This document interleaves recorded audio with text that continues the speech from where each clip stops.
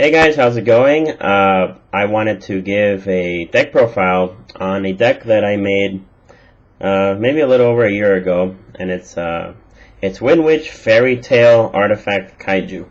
And I kind of wanted to just do a deck profile on it because I just went to Los Angeles Regionals, where I managed to get my invite with this deck. And this is being recorded when Sky Strikers just came out. So Sky Strikers just became a thing, and so during this format, this deck was able to top. The deck is not very expensive, fairly budget. I mean, there's some cards here, like Windwitch cards, that are a little pricey at the moment, but you know, if you're not looking to play meta and just want to, play something kind of unique, and that will kind of get reactions from people, then you can play this deck. When I play this deck, pretty much the majority of people that I play say, I have no clue what you're playing, and I'm kind of surprised that this deck is not really a thing.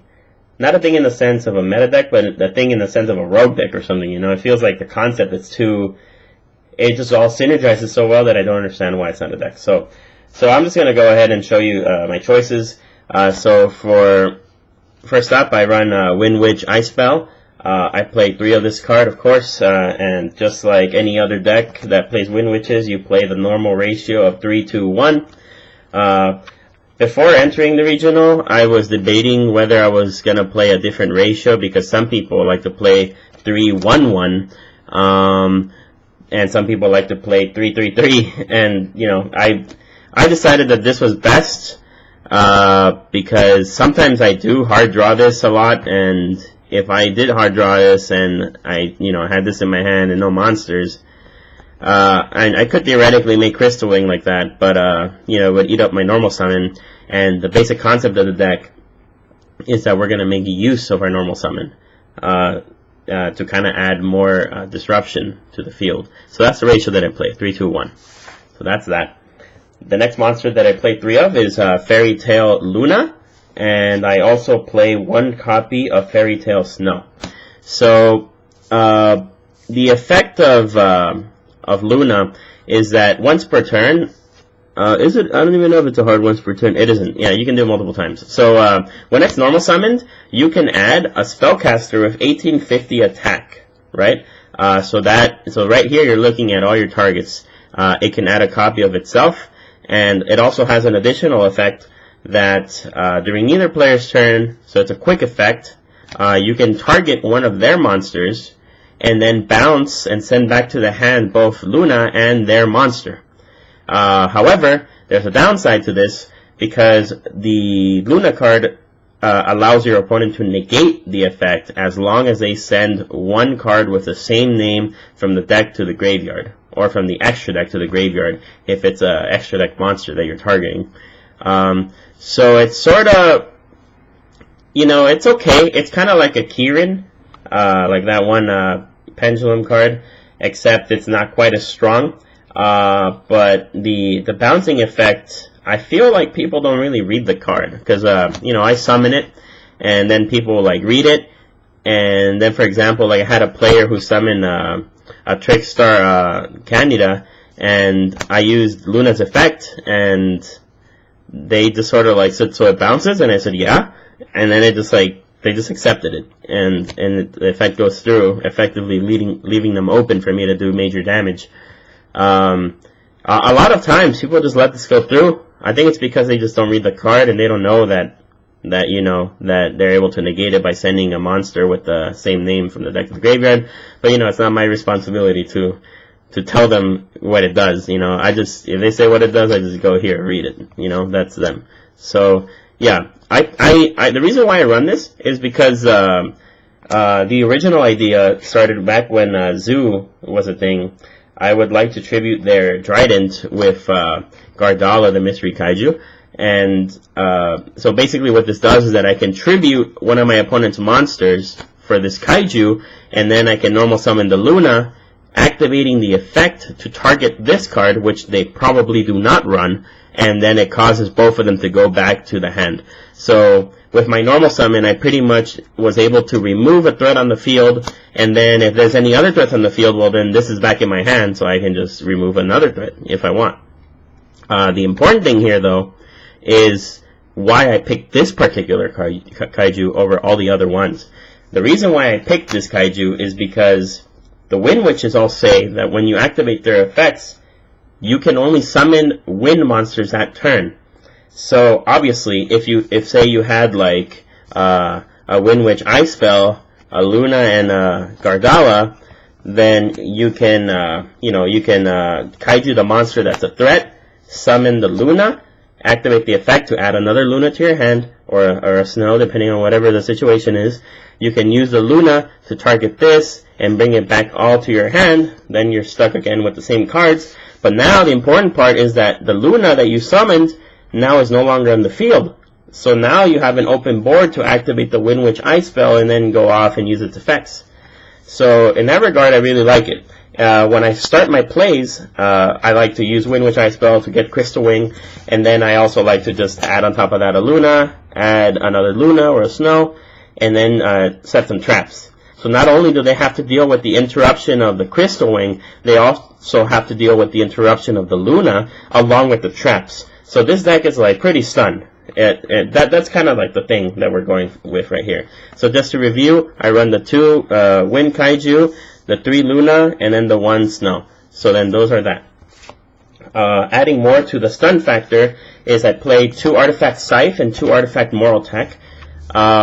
I also run the 3 Sanctum, which I'll show later, but the reason why I run 2 and 2 is because I feel like both of them are pretty good.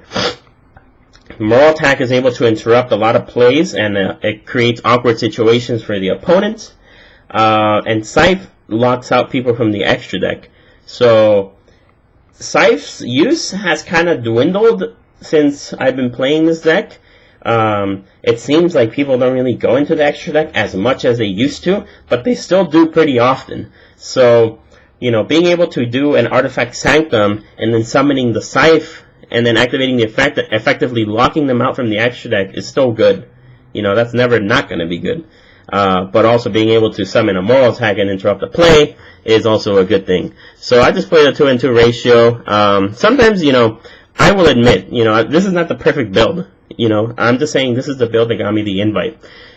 Would I say that this is the perfect, most consistent build? Probably not, because a lot of times I would break with the Scythe and the Moral Attack. But there are some things you can do if you do break with them. And I'll go over that in just a moment. So I run those, and then the last monster that I play is Ghost Ogre, which, to be honest, didn't really make much of a difference in the regional. And you'll notice that I'm not playing Ash, hence why this is a budget build. Ghost Ogre Soul Rabbit's not that expensive. If you need it, you need it. But to be honest, a lot of my bricks were contributed because of the artifacts and because of this. This didn't really do much for me, and to be honest, I really do not see like the utility in it anymore, and I may completely cut it. I fear doing that because playing a deck without hand traps, I don't know, it's not something people do. So I don't know. I still have to tweak the deck, So next up, I play for the spells. I play 3 Twin Twister. This card is good because you can discard the Snow that you have in your hand, to make it live and be able to interrupt your opponent with Snow. And you can pop 2 cards in the field, which is also good. But the other thing that this can do is that during your opponent's turn, you can destroy your own artifact monsters and like activate their effects and special summon a 2200 or a 2100 body on the field, which is pretty good. And if you see that they're about to go into the extra deck and say they're playing like Goki or something, then you can just play Twin Twister, discard a card, pop one of their cards or something, and then pop your Scythe. Scythe goes to the graveyard, and then Scythe summons itself back to the field, and then Scythe activates the effect, locking out your opponent from the extra deck. Or you could do a Moral Attack and interrupt their plays. But the point is that you can disrupt, and stun. That's what this deck is about. Next up, I play 1 Cosmic Cyclone. So the reason why I played this was because I felt like True Draco was still going to be a thing. It turns out that it isn't. I didn't see anybody playing it, and I don't really see the utility in playing Cosmic Cyclone anymore. So to be quite frank, I might cut it for a Mystical Space Typhoon, because that's still going to work with the artifacts, because I can't Cosmic Cyclone my own artifacts. That would just banish them, right? So I wouldn't destroy them. But I found myself always signing out one Twin Twister and a Cosmic Cyclone. So I don't know. I may cut it all together and try to like fit hand traps. I'm not too sure, you know. But that's what I ran. And then I ran a Monster Reborn. You know, it's just a generic staple. I ran Book of Moon. You can disrupt some link plays with it. It's just a disruption card. That's really the only reason why I play it. And I felt like once Trickstar got going, I felt like it was kind of hard to stop them. And so I just wanted to run board wipes. And so I played both the Dark Hole and the Regeki. So that's it for the spells. So in total, let me see. The spells, spell count, 1, 2, 3, 4, 5, 6, 7, 8. So not many spells. And I think we ran like 19 monsters or something like that. I'm not too sure. But here come the traps, and it's very trap heavy. So you're going to play the 3 Artifact Sanctum. Now, for those of you who don't know what Artifact Sanctum does, is that it allows you to special summon one of the artifacts from the deck to the field, right? So you can either summon Scythe or you can summon Moral Attack. You can do this during either player's turn, but the turn that you do it, you cannot conduct your battle phase, right? So what you want to do is activate it during your opponent's turn, because both Scythe and Moral Attack, their effects to lock out from the extra deck and to destroy one card, activate during your opponent's turn when they're special summoned.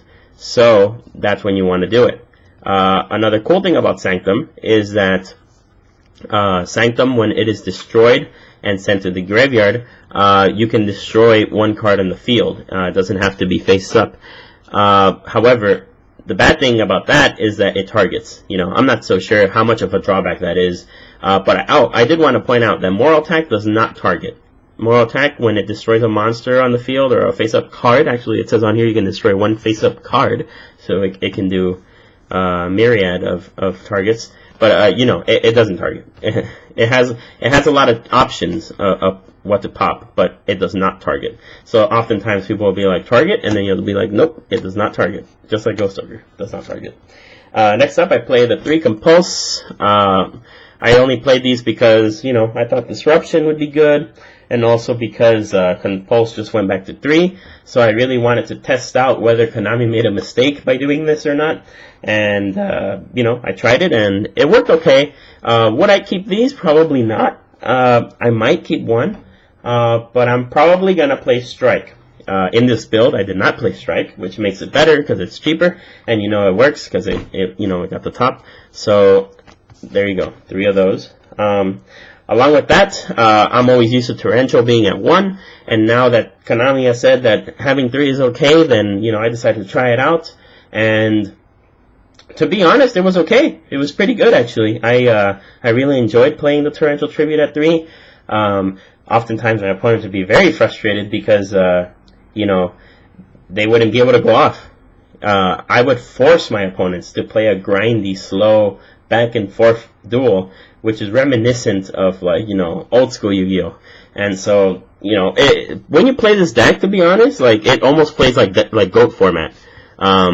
Because you just go back and forth with your opponent, especially when you're wiping their boards. So just with Dark Hole, Regeki, and in this, you have 5 board wipes. So that's nice. And then Bottomless, I considered running at 3, but with Altergeist running around, and to be honest, I myself have a tough time with Altergeist. I noticed that Bottomless is effectively useless against them, and Bottomless, it's just not that great anymore, and so I just ran 2 instead, and even then I kind of regret it. There's a lot of times when Bottomless is just simply dead, and sometimes, it won me games, so I'm conflicted, I don't know. I don't know whether I want to play the 2 or whether I want to play 0, so there's that. I play a Solemn Judgment, and I play a Solemn Warning. These are self-explanatory. They're pretty good cards. I had a situation in the final round where an opponent summoned a Trickstar Candida, and I warninged it, right? I warninged it, and then they played Red Reboot from their hand, and then I ended up playing Solemn Judgment. So then we were both at 4,000 life points, and then I was able to wipe that, and then they set like 2 cards, and then I was just able to go off with my Luna and and some traps. So these were nice. These were nice. Definitely run 1 of each. And then finally the card that I have left is Mirror Force. Why do I play it? I don't know. To be honest, there's no real rhyme or reason as to why I play that. I mean, if I really want to justify why I play Mirror Force, it's because people don't really expect it. Everyone's just waiting on like disruption of some kind, like with monster effects or something, or unbreakable boards or whatever. So a lot of people, like, they just attack and they don't even care anymore about traps. And so I'm just here to teach them a lesson. So I play that. As far as the side deck goes, my side deck is not good. I probably don't want you to copy it because it's pretty bad. But I play the 3 artifact Lancia, which synergizes with the Sanctum. You can distribute this whenever you want, and then neither player can banish cards. Was this good? I actually never used them, nor did I ever side them. I don't even know why they were there. Anti-Spell Fragrance, I played that for the Trick Stars, and for the Sky Strikers, but I didn't play any Sky Strikers. But I did play a lot of Trick Stars, but every time I cited in Anti-Spell Fragrance, I simply never saw it, so it never came up. But, I would still play it. And then I play 2-Dimensional Barrier. I play that against rogue decks that still Synchro, Fusion, Exceed, Summon, all that jazz. And, Dimensional Barrier is still a devastating card. The problem is that the meta simply doesn't care about it. But if you play a deck that does get affected by this, then this card effectively shits on them. It's really good. And as a matter of fact, one of the last people that I played in the regional was a Burning Abyss player. And, I did side this in. Unfortunately, I didn't see it, but if I did, it would have been nice. And then also I played 2 different Dimension Ground. Card is pretty good against Burning Abyss and against whatever is reliant on the graveyard. Would I keep playing it? I don't know. It's just sort of there. Again, one of those cards where there's no real rhyme or reason.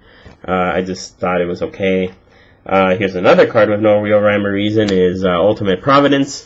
I played Ultimate Providence because when I played this deck, since you're doing a Luna normal summon every turn, you're gaining all these monsters in your hand, and eventually there's too many, and you can't really do anything with them, so I figured, why not have something that negates and destroys a monster effect? So, there you have it. Ultimate Providence, I guess. And did it work? Yeah, it worked twice, and it was pretty good. People did not expect it. I played a DD Crow. I don't know. It wasn't a factor. So it didn't come into play at all. But, it's there. DD Crow's an option. And then, now this did have rhyme or reason. This did have a reason. So the Mirror Force in my main deck was just sort of thrown in there just cause.